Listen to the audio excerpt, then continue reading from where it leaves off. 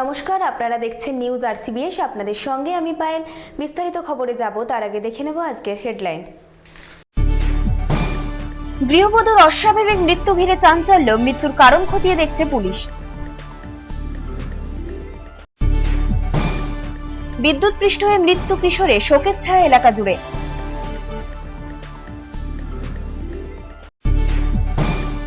CBI এর ভয় দেখিয়ে দমিয়ে রাখা যাবে না, মন্তব্য শুভেন্দু অধিকারীর। তদন্ত শুরু হওয়ার কয়েকদিনের মাথাতেই পাকড়াও দুষ্কৃতী, সাংবাদিক বৈঠক করলেন পুলিশ সুপার। হলদিয়ায় উদ্বোধন হলো ওয়াটার এটিএম এর, উদ্বোধন করলেন শুভেন্দু অধিকারী।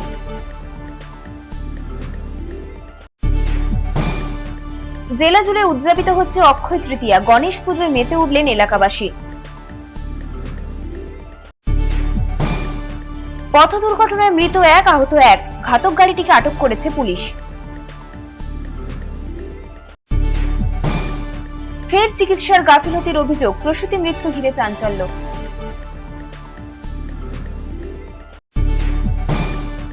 বছর ঘুরতে না ঘুরতেই একই পরিবারে আত্মহত্যা দুই সদস্যের, ঘটনার তদন্তে পুলিশ। মানসিক ভারসাম্যহীন মেয়ে ফিরল ঘরে, মেয়েকে পেয়ে খুশি বাড়ির লোকজন। হলদিয়ায় অনুষ্ঠিত হলো শিল্পের বিকাশের জন্য বিশেষ সেমিনার, উপস্থিত বিশিষ্টজনেরা। সিবিআই কে লেলিয়ে দেওয়া হচ্ছে, চড়া মন্তব্য সৌমেন মহাপাত্রর।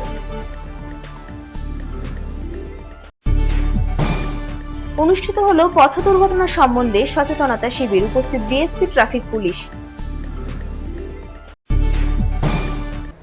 আসছে বিস্তারিত খবরে।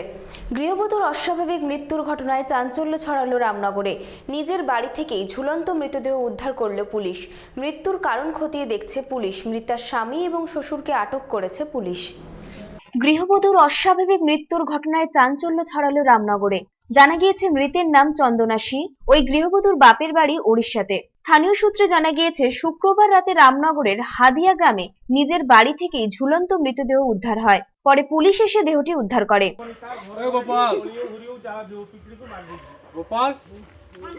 ওই গৃহবধূর স্বামী অমিত সি ও শ্বশুর অমল সিকে আটক করেছে পুলিশ। মৃত্যুর কারণ খতিয়ে দেখছে পুলিশ। সেলিম আহমেদের রিপোর্ট, নিউজ আরসিবিএস।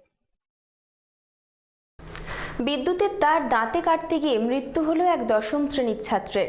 ভগবানপুর থানার মনোহরপুর এলাকার ঘটনা। ওই কিশোরকে ভগবানপুর স্বাস্থ্যকেন্দ্রে নিয়ে গেলে মৃত বলে ঘোষণা করেন চিকিৎসকেরা। বিদ্যুতের তার দাঁতে কাটতে গিয়ে মৃত্যু হলো এক দশম শ্রেণীর ছাত্রের। জানা গিয়েছে মৃতের নাম ইন্দ্রজিৎ বর্মন। ভগবানপুর থানার মনোহরপুর এলাকার ঘটনা। শুক্রবার দুপুরে ওই এলাকায় কারেন্ট চলে যায়। সে সময় বিদ্যুতের তার দাঁতে নিয়ে ছিঁড়ছিল ওই কিশোর। এই সময় কারেন্ট চলে আসে, বিদ্যুৎ পৃষ্ঠ হয়ে মৃত্যু হয় ওই কিশোরের।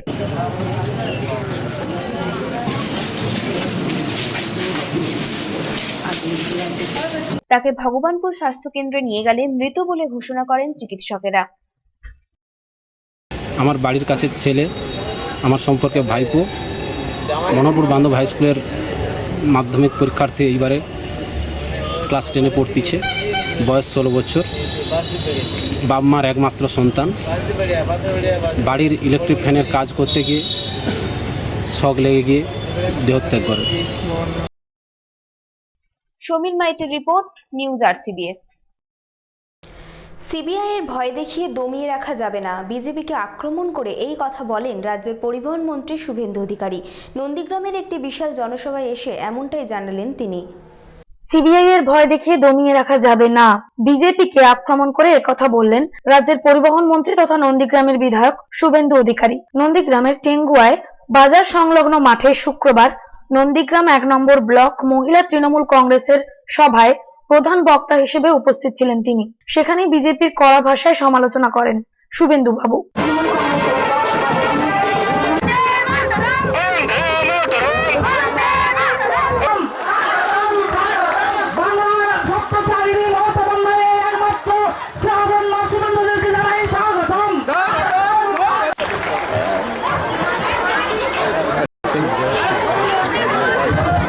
তিনি বলেন, ধর্মীয় বিভাজনের নীতি নিয়ে ক্ষমতা দখলের রাজনীতি করছে বিজেপি। আপত্তি নেই। নাম হট্ট হবে, হরিনাম সংকীর্তন হবে, যজ্ঞ হবে, হনুমান পূজা হবে, রামচন্দ্রের পূজা হবে, শীতলার সওয়াল হবে, কালী মায়ের পুজো হবে, দুর্গা হবে, বাসন্তী হবে, অনেক ভালো ভালো গীতার আলোচনা হবে, উপনিষদের কথা হবে, কোরআনের কথা, হাদিসের কথা হবে, বাইবেলের কথা হবে। কিন্তু আমরা অপরের ধর্মকে ছোট করব না, অপর ধর্মকে কখনো আমরা নিচে নামাবো না। কিন্তু আমার নিজের ধর্ম মহান, আমার নিজের ধর্ম যা বলেছে সে কথা আমি বেশি করে করব। আমি নন্দীগ্রামে রেল নিয়ে এসছি, এই উন্নয়নের লড়াইটা হোক। কিন্তু সেই উন্নয়নের লড়াই না করে মানুষের রাস্তার জায়গা, আবেগের জায়গাটাকে নষ্ট করে দেওয়ার, ব্যবহার করার চেষ্টা হয়েছে। শুভেন্দু অধিকারী ছাড়াও এই সভায় উপস্থিত ছিলেন পূর্ব মেদিনীপুর জেলা পরিষদের সভাধিপতি মধুরিমা মণ্ডল। জাহাঙ্গীর বাদশাহ রিপোর্ট, নিউজ RCBS। তদন্ত শুরু হওয়ার মাত্র কয়েকদিনের মাথাতেই দুটি ডাকাতির ঘটনার কিনারা করল পুলিশ। ডাকাতি হওয়া মোটরবাইক, মোবাইল উদ্ধারের পাশাপাশি 6 জন ডাকাতকেও পাকড়াও করেছে পুলিশ। শনিবার ধৃত ডাকাতদের নিয়ে একটি সাংবাদিক বৈঠক করেন পুলিশ সুপার অলোক রাজরিয়া। তদন্ত শুরু হওয়ার মাত্র কয়েকদিনের মাথাতেই দুটি ডাকাতির ঘটনার কিনারা করল পুলিশ। শুধু তাই নয়, ডাকাতি হওয়া মোটরবাইক, মোবাইল উদ্ধারের পাশাপাশি 6 জন ডাকাতকেও পাকড়াও করেছে পুলিশ। পুলিশ সূত্রে খবর, পূর্ব মেদিনীপুরের নন্দীগ্রাম থানা এলাকায় এপ্রিলের 4 তারিখ এবং 13 তারিখে দুটি পৃথক ডাকাতির ঘটনার অভিযোগ দায়ের হয়। পৃথকভাবে হওয়া দুটি ডাকাতির মামলার তদন্তে নেমে খুব কম সময়ের মধ্যেই সাফল্যের মুখ দেখল নন্দীগ্রাম থানার পুলিশ। শনিবার ধৃত ডাকাতদের নিয়ে একটি সাংবাদিক বৈঠক করেন পুলিশ সুপার অলোক রাজরিয়া, যেখানে এই অপরাধীদের পাকড়াওয়ের মূল কারিগর নন্দীগ্রামের ওসি, মহিষাদলের সিআই সহ একাধিক পুলিশ আধিকারিক উপস্থিত ছিলেন। नंदीग्राम थाना है 3rd of अप्रैल और 12th of अप्रैल, 3 तारीख और 12 तारीख এই 7 জন মিলিয়ে, একজন এখনো ধরা হয়নি, এরা 7 জন মিলিয়ে দুটা রবরি করেছিল। এরা লোক যাচ্ছিল, তাদের কাছ থেকে এরা মোটরসাইকেল কেড়ে নিল, মোটরসাইকেল, মোবাইল, টাকা পয়সা কেড়ে নিল। যে 3 তারিখে কেস হয়েছিল সেই কেসে যে লোকটি ছিল তার হাত পা বেঁধে ওকে সাইডে ঢেলে ওর মোটরসাইকেল আর টাকা পয়সা। ধৃতদের কাছ থেকে ইতিমধ্যে ডাকাতি হওয়া একটি মোটরবাইক এবং দুটি মোবাইল উদ্ধার হয়েছে। এছাড়াও আরো একটি মোটরবাইক ও 4টি মোবাইল এখনো পাওয়া যায়নি। এদেরকে ভিন্ন ভিন্ন জায়গা থেকে ধরা হয়েছে। আমি বলি এদের ভিন্ন ভিন্ন এলাকা থেকে ধরা হয়েছে। কিছু লোক চণ্ডীপুর থেকে, নন্দীগ্রাম থেকে, মহিষাদল, ভবানীপুর, দুর্গাচল, ভিন্ন ভিন্ন এলাকা থেকে এদেরকে ধরা হয়েছে। জাহাঙ্গীর বাদশাহ রিপোর্ট, নিউজ RCBS। বাম আমলে তৎকালীন রাজ্য সরকার হলদিয়া উন্নয়ন সংস্থাকে যেখানে উন্নয়নের জন্য মাত্র বছরে 8 কোটি টাকা দিত, এখন তা 100 কোটি পেরিয়েছে।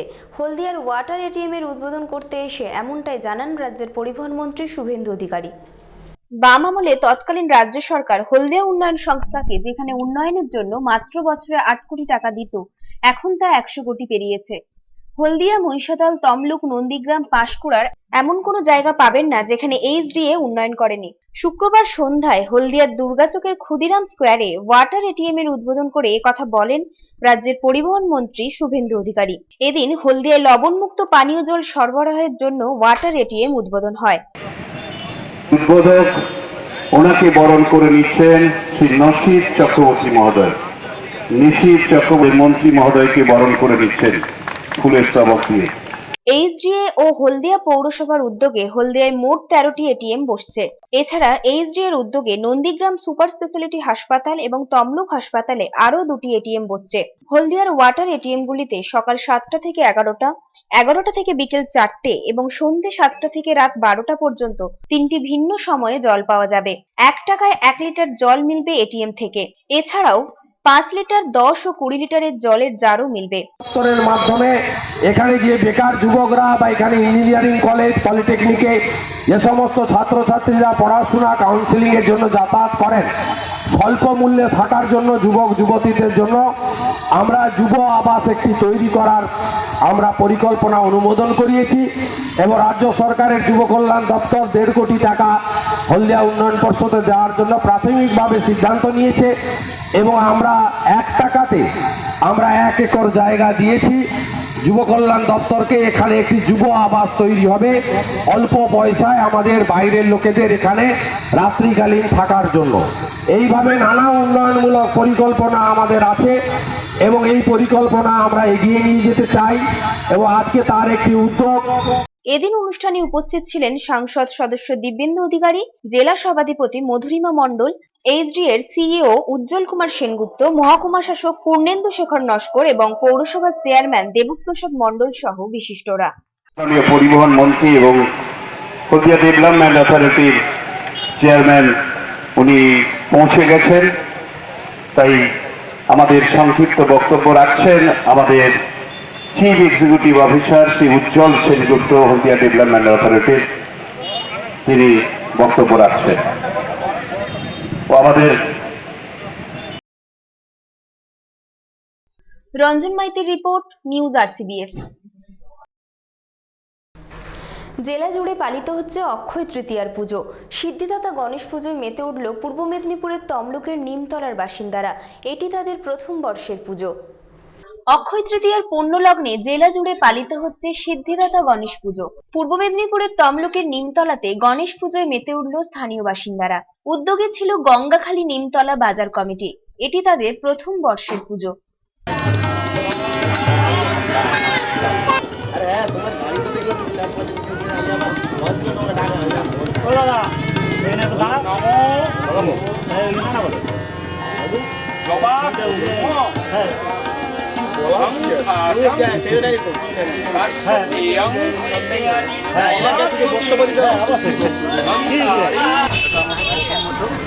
জানুয়ারি মাসের প্রথম জানুয়ারিতে আমরা নতুন বাজার কমিটি তৈরি করি। সেই উপলক্ষে অক্ষয় তৃতীয়া উপলক্ষে আমরা নতুন গণেশ পূজা শুরু করছি এবং এই গণেশ পূজা যাতে আগামী দিনে আমরা চালাতে পারি সবাই মিলে একসঙ্গে কমিটির গঙ্গাখালী বাজার কমিটি। পুলক বেরার রিপোর্ট, নিউজ RCBS। পথ দুর্ঘটনায় মৃত 1, আহত 1। ঘটনাটি ঘটেছে চন্দ্রকোনা টাউন থানার গোসাই বাজার এলাকায়। একটি তেল ট্যাঙ্কার 2 বাইক আরোহীকে ধাক্কা মারলে দুর্ঘটনাটি ঘটে। আহত ব্যক্তিকে মেদিনীপুর মেডিকেল কলেজ হাসপাতালে পাঠানো হয়েছে। ঘাতক গাড়িটিকে আটক করেছে পুলিশ। পথ দুর্ঘটনায় মৃত 1, আহত 1। ঘটনাটি ঘটেছে চন্দ্রকোনা টাউন থানার গোসাই বাজার এলাকায়। শুক্রবার রাত্রি 9টা নাগাদ ঘটনাটি ঘটে। চন্দ্রকোনা রোডগামী একটি তেল ট্যাঙ্কার পেছন থেকে 2 বাইক আরোহীকে ধাক্কা মারলে দুর্ঘটনাটি ঘটে। স্থানীয় বাসিন্দা এবং পুলিশের চেষ্টায় আহত ব্যক্তিদের চন্দ্রকোনা গ্রামীণ হাসপাতালে নিয়ে গেলে চিকিৎসক একজনকে মৃত বলে ঘোষণা করে।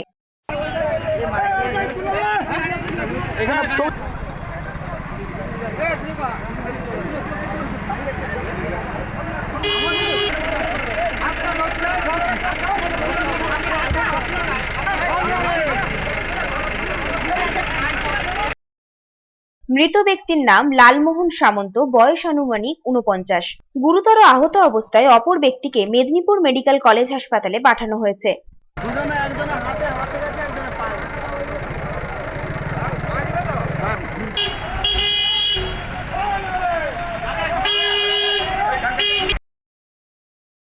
জাহাঙ্গীর বাদশাহ রিপোর্ট, নিউজ RCBS। ফের চিকিৎসার গাফিলতি মেদিনীপুর মেডিকেল কলেজের বিরুদ্ধে। সন্তান প্রসবের পর সন্তান এবং মা দুজনেই সুস্থ থাকে বলে হাসপাতাল কর্তৃপক্ষ জানালেও কিছু পরেই মৃত্যু হয় মায়ের। চিকিৎসা ব্যবস্থা নিয়ে প্রশ্ন তুলেছে মৃতের পরিবার। চিকিৎসার গাফিলতিতে বা বিনা চিকিৎসায় রোগীর মৃত্যুর অভিযোগ লেগেই থাকে মেদিনীপুর মেডিকেল কলেজ হাসপাতালে। এবার ভুল চিকিৎসায় এক প্রসূতির মৃত্যুর অভিযোগ উঠল মেদিনীপুর হাসপাতালের ওপর। পশ্চিম মেদিনীপুর জেলার একমাত্র মেডিকেল কলেজ এই মেদিনীপুর মেডিকেল কলেজ হাসপাতাল। প্রতিদিন জেলার বিভিন্ন প্রান্ত থেকে বহু রোগীকে চিকিৎসার জন্য আনা হয় এই জেলা হাসপাতালে। অথচ এই হাসপাতালের উপর একাধিক অভিযোগ রয়েছে রোগীর পরিজনদের। এমনকি বিনা চিকিৎসায় বা ভুল চিকিৎসায় রোগীর মৃত্যুর অভিযোগও বারে বারে উঠে আসে এই হাসপাতালেই। সেই তালিকায় যুক্ত হলো আরো একটি ভুল চিকিৎসায় মৃত্যুর অভিযোগ। জানা গেছে বৃহস্পতিবার রাত 8টা নাগাদ শ্যামলী ঘোষ নামের এক গৃহবধূকে প্রসব যন্ত্রণা নিয়ে ভর্তি করা হয় এই হাসপাতালে। এই শ্যামলীর বাড়ি কেশপুরের ডাঙ্গরপাড়া এলাকায়। ভর্তির বেশ কিছুক্ষণ পর চিকিৎসক আসেন বলে অভিযোগ। যথাসময় ডাক্তারবাবুরা এসে পৌঁছায় না, যখন এসে পৌঁছায় তখন তাড়াহুড়া বসে তারা এমন একটা কাজ করে বসে যে কাজটা খুবই দুঃখজনক আজকে পেশেন্টটা আমাদের কাছ থেকে চলে গেল চিরতরে। এখন কি চাইছেন কি?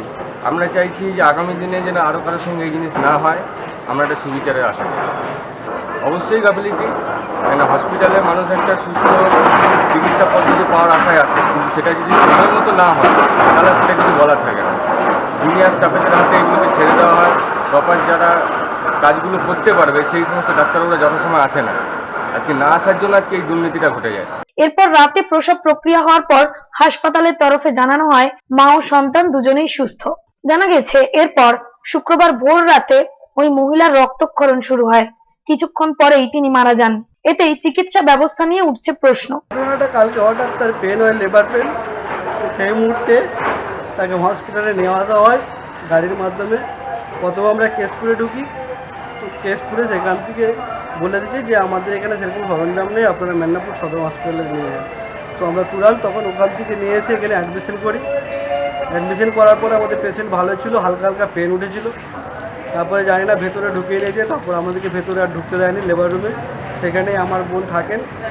এবার রাত্রি 2:30 নাকি বাচ্চা হয়েছিল, হবার পরে সেখানে বাচ্চা ছিল এবং বোনও ছিল, আমাদের কোনো কিছু জানায় না। আর কিছুক্ষণ পরে বলছে যে আপনাদের পেশেন্টের অবস্থাও খারাপ, ব্লাড লাগবে আর বাচ্চার অবস্থা খারাপ। শুনে আমরা ব্লাডের জন্য গেলাম, আবার ঘুরে বাচ্চাকে রাখার জন্য তার জন্য আলাদা কাট করতে গেলাম। দিয়ে এসে ওখান থেকে ফিরে এসে দেখি বাচ্চার মা মারা গেছে। ডাক্তার বলছে বাচ্চার মা মারা গেছে, আর বাচ্চাটাকে ওখানে আসে তো তার এখন কন্ডিশন খুবই খারাপ। যদি মাকে সুস্থ বলে ধরা হয় তাহলে তার মৃত্যু হলো কেন, এমনটাই প্রশ্ন তুলছেন মৃতের পরিবারের সদস্যরা।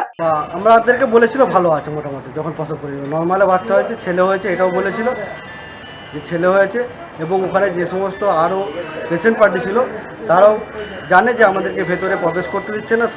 আমরা যাচ্ছি প্রশাসনিক উপরে, প্রশাসনিক ওনার যে ডাক্তারের আন্ডারে ছিল তার উপরে আমরা কেস করতে চাই, এবং মেদিনীপুর যে সদর হাসপাতালে যে স্টাফ বা এবং নার্স তাদের গাফিলতি, সেই নিয়ে আমরা এফআইআর লঞ্চ করতে চলছি। এই নিয়ে হাসপাতাল সুপারের কাছে চিকিৎসায় গাফিলতির অভিযোগ জানিয়েছেন তারা। আমরা একটা অভিযোগ পেয়েছি লিখিত আকারে, সেটা আমরা তদন্ত করে দেখব যে সেটা কি ব্যাপার, সেটা আমরা বিস্তারিতভাবে তদন্ত। জাহাঙ্গীর বাদশার রিপোর্ট, নিউজ RCBS। বছর ঘুরতে না ঘুরতেই একই পরিবারের 2 সদস্যের আত্মহত্যা। পূর্ব মেদিনীপুরের ভগবানপুর থানার বাজকুলের ঘটনার তদন্ত করছে পুলিশ। বিয়ের 3 মাস পরেই আত্মহত্যা এক মহিলার। ভগবানপুর থানার বাজকুলের ঘটনা।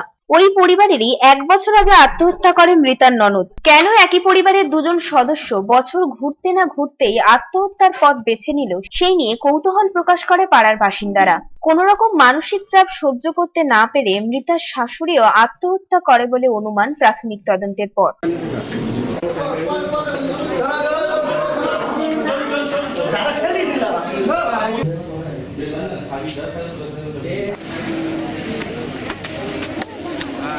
দুজন দাবার উপরে বসে আছে, কথা বলছে। আমার আমি ছুটে হেঁটে ধান বৌমা তুমি ছুটে হেঁটে যাবে না, আমি দেরি হয়েছে, ও কাকিমা ধান ঝাড়া আমাকে দেরি হয়েছে, আমি ছুটে যাই। কটা নাগাদ দেখেছেন? 7টা। তারপরে এসে কি দেখলেন? তারপরে আমাকে বললো যে ওখানে বাড়িতে কেন ছুটে ছুটে যাচ্ছে, দেখো তো। ওইখানে আমি এসে যখন দেখি না চলে যাচ্ছি। মৃতার স্বামী পলাতক। ঘটনার তদন্ত করছে পুলিশ। ব্যাপারটা হচ্ছে আমাদের সঙ্গে সেরকম একটা সম্পর্ক ভালো না, আমরা বাড়িতে আসিও না, তবে এই রাস্তায় যাতায়াতের পথে দেখি যেটুকু আর কি, যে কয়েকদিন আগে নাকি একটা বসাবসি হয়েছিল, সেটা আমরা লোকের মারফত শুনেছি। তারপরে কি হয়েছে না হয়েছে জানি। গ্রামে বসাবসি হয়েছিল? গ্রামে কি ওই পাড়া মানে এর বাড়িতেই। হ্যাঁ, কি নিয়ে ওটা? কি নিয়ে ওই বৌমাকে নিয়ে একটা হয়েছিল বলে শুনেছি, তো আমি নিজেও আসি না, রাস্তায় গেছি, লোকজন অনেক আছে, এরকম এটা শুনেছি। সমীর মাইতির রিপোর্ট, নিউজ RCBS। হোমে থাকা মানসিক ভারসাম্যহীন মেয়ে সুস্থ হয়ে ফিরে পেল তার পরিবারকে। 9 বছর আগে হারিয়ে যাওয়া মেয়েকে পেয়ে খুশি বাড়ির লোকজন। বছর 9 আগে পশ্চিম মেদিনীপুর থেকে উদ্ধার করা হয়েছিল এক নাবালিকাকে। মুখে কোনো তার কথা ছিল না। উপায় না দেখে কোতোয়ালি থানার পুলিশ তাকে পৌঁছে দেয় নিমতৌড়ির একটি হোমে থাকা মানসিক ভারসাম্যহীন মেয়ে সুস্থ হয়ে ফিরে পেল তার পরিবারকে। পূর্ব মেদিনীপুরের নিমতৌড়ি তমলুক উন্নয়ন সমিতির স্নেহনীড়ে থাকতো মানসিক ভারসাম্যহীন বছর 23-এর ময়না। কিছুদিন আগে স্মৃতি ফিরে পেয়ে বাড়ির ঠিকানা সহ সবকিছু সঠিকভাবে বলতে পেরেছে সে। সমিতির কর্তৃপক্ষ বাড়ির লোকজনকে খবর দিলে বৃহস্পতিবার ময়নাকে নিতে আসে তার মা লক্ষ্মী সিং ও দিদি মামুনি ঘোষ। মা দিদিকে পেয়ে জড়িয়ে ধরে ময়না কাছের লোককে ফিরে পাওয়ার আনন্দে।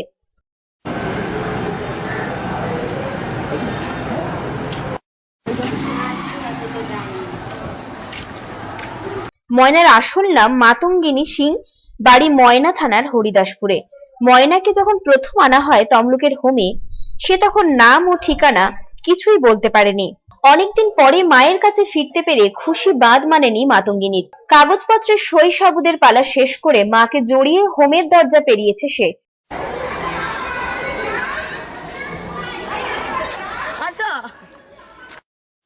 এত বছর রাখছে আমাদের কত হয়েছে। পেছনে বারান্দায় দাঁড়িয়ে চোখের জলে বুক ভাসিয়েছে তার এতদিনের বান্ধবীরা।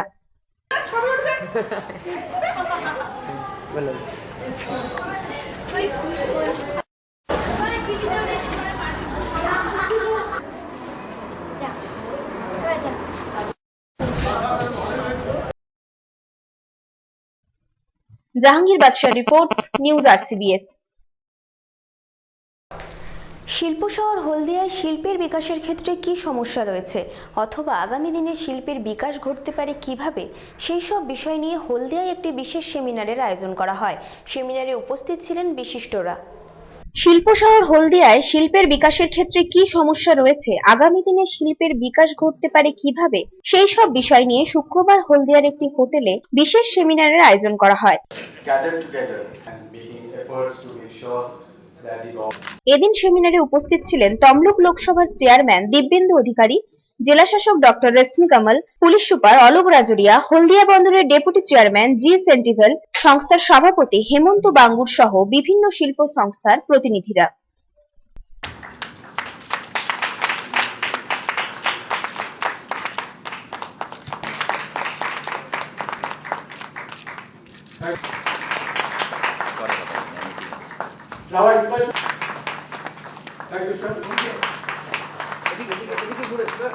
আজকে এটা খুব খুশির বিষয়। আজকে মার্চেন্ট চেম্বার অফ কমার্স এখানে ডিস্ট্রিক্টে নেমে একটা ভালো একটা সেমিনার অর্গানাইজ করেছে, যেখানে আমাদের পলিটিক্যাল রিপ্রেজেন্টেটিভ থেকে নিয়ে অ্যাডমিনিস্ট্রেটিভ আমাদের উইংস যে আছে, পুলিশ রিপ্রেজেন্টেটিভ এবং ইন্ডাস্ট্রিয়াল রিপ্রেজেন্টেটিভ সবাই এখানে পার্টিসিপেট করেছে।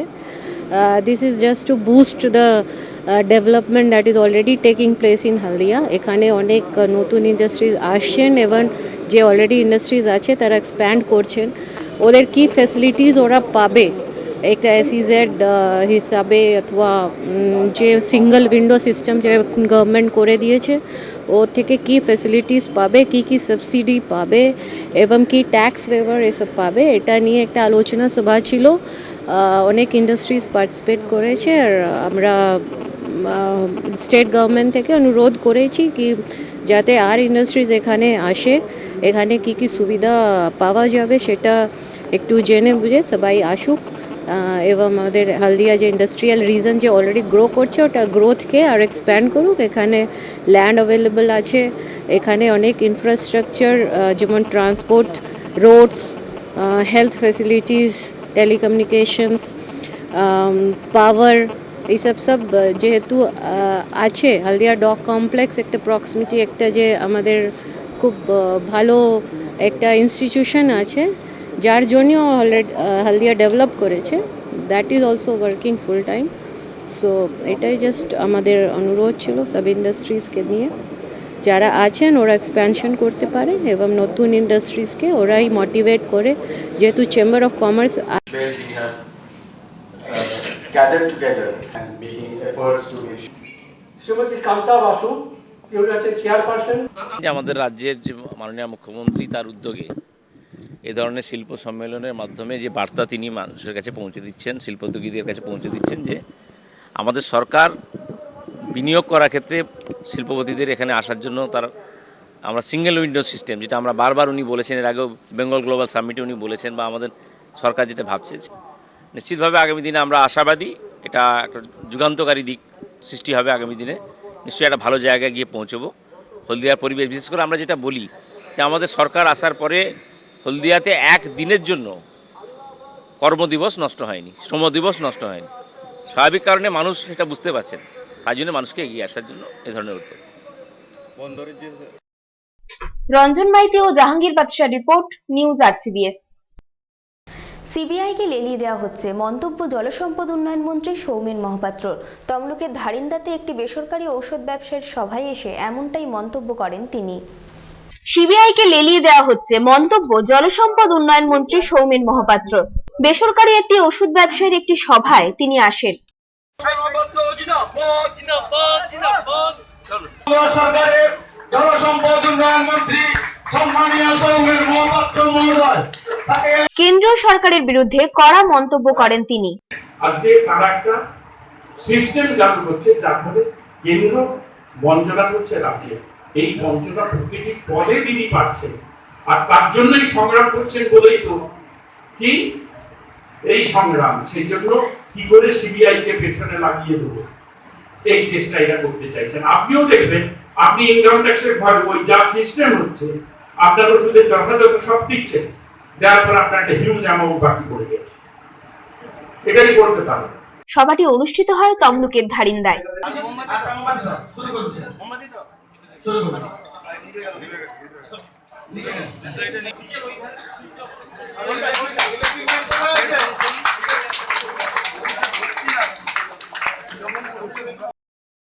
সেলিম আহমেদের রিপোর্ট, নিউজ RCBS।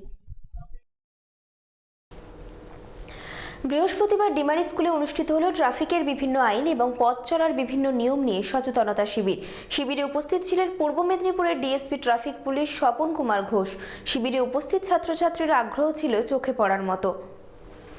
পথ দুর্ঘটনা সম্বন্ধে সচেতনতা বাড়তে নয়া উদ্যোগ পূর্ব মেদিনীপুর ট্রাফিক পুলিশের। পূর্ব মেদিনীপুর ট্রাফিক পুলিশের উদ্যোগে বিভিন্ন স্কুলে গিয়ে ছাত্রছাত্রীদের পথ দুর্ঘটনা সম্বন্ধে নানা তথ্য বোঝানো হচ্ছে ও সচেতনতা গড়ে তোলার চেষ্টা চালানো হচ্ছে। বৃহস্পতিবার এমনই একটি সচেতনতা শিবির অনুষ্ঠিত হলো ডিমারি স্কুলে। উপস্থিত ছিলেন পূর্ব মেদিনীপুরের DSP traffic police Swapan Kumar Ghosh. প্রায় ঘণ্টাখানেক ধরে চলে এই শিবির। ট্রাফিকের বিভিন্ন আইন এবং পথ চলা সম্বন্ধে নানা নিয়ম বোঝানো হয় ছাত্রছাত্রীদের।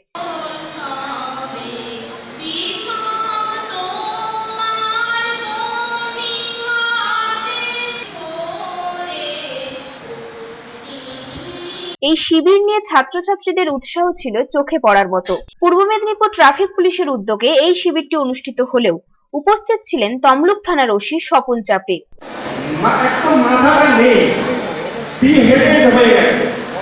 মানে মস্ত ভিন একটা বডি শুধু ওখানে পড়ে আছে, আর হিলু রক্ত এদিক ওদিক ছড়িয়ে ছিটিয়ে আছে। এই হচ্ছে ডিফারেন্স। আমার দৃঢ় বিশ্বাস, যদি ওই ভদ্রলোকের মাথায় হেলমেট থাকতো তাহলে পরে মারা যেতেন। ওনার কাছে কি হেলমেট ছিল আমি বুঝতে পারছি না, উনি হয়তো কোনো কারণে হেলমেটটি তখন পরেনি। এটাও খুব ভুল। অনেকে আছে হেলমেট বাইকে ঝুলিয়ে রাখে, এতে কোনো লাভ নেই। পুলিশকে ফাঁকি দিয়ে কি লাভ? পুলিশকে বলবো এই আমার হেলমেট আছে, কোনো লাভ নেই। পুলিশ কি চাইছে, আমরা কি চাইছি যে না তুমি হেলমেটটি পরো, তোমার বাবাকে তোমার দাদাকে তিনি গাড়ি চালাচ্ছেন তাকে তুমি হেলমেটটি পরতে বাধ্য করো। সেলিম আহমেদের রিপোর্ট, নিউজ RCBS। কৃষি সংক্রান্ত সমস্ত খবর দেখতে চোখ রাখুন কৃষি কথায়।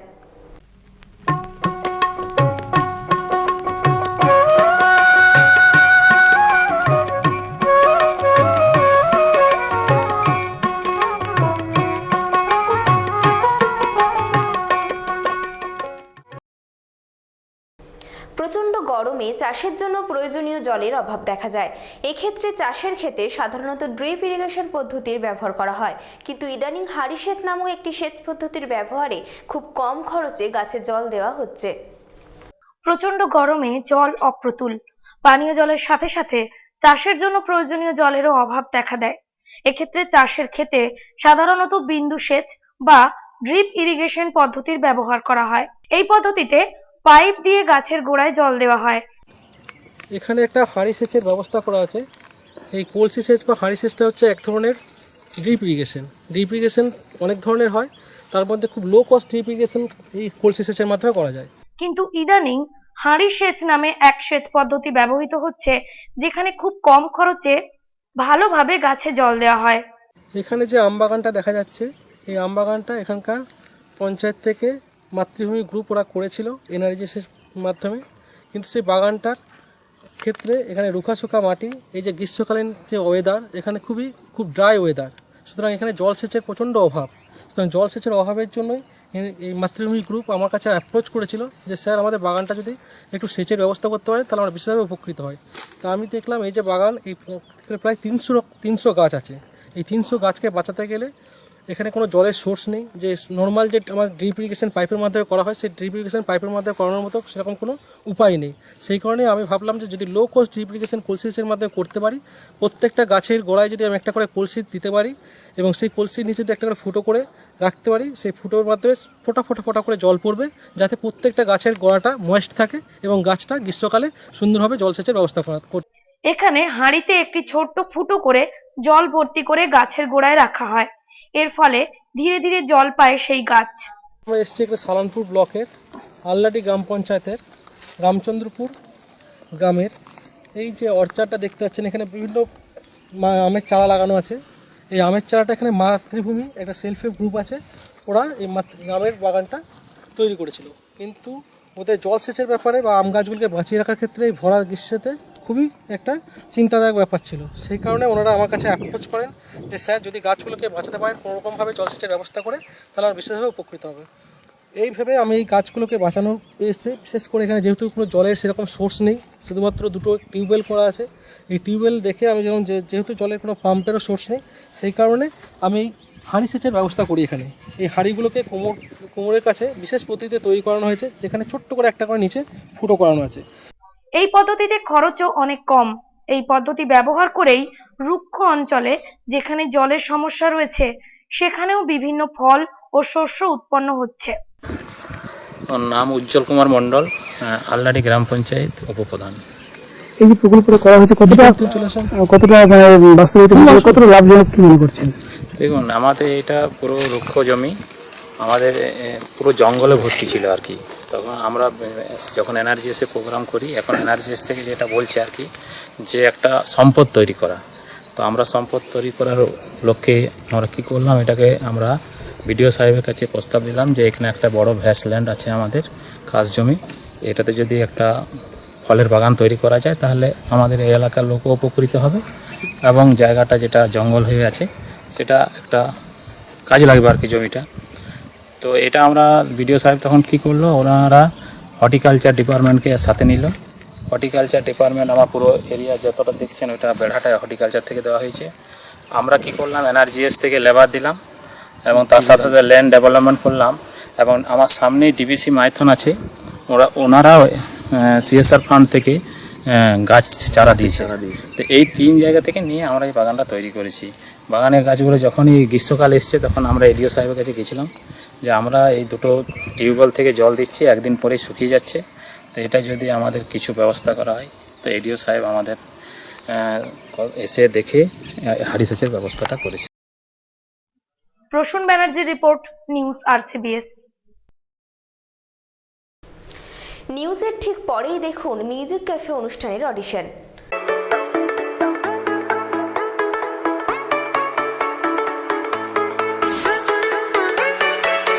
কেমন হলো মিউজিক ক্যাফের অডিশন?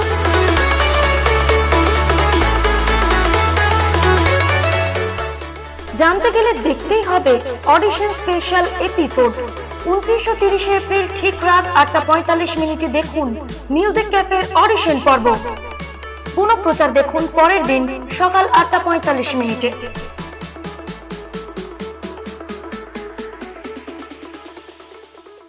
আজকের মতো নিউজ আরসিবিএস এই পর্যন্তই। দেখা হবে আগামীকাল ঠিক এই সময়। নমস্কার।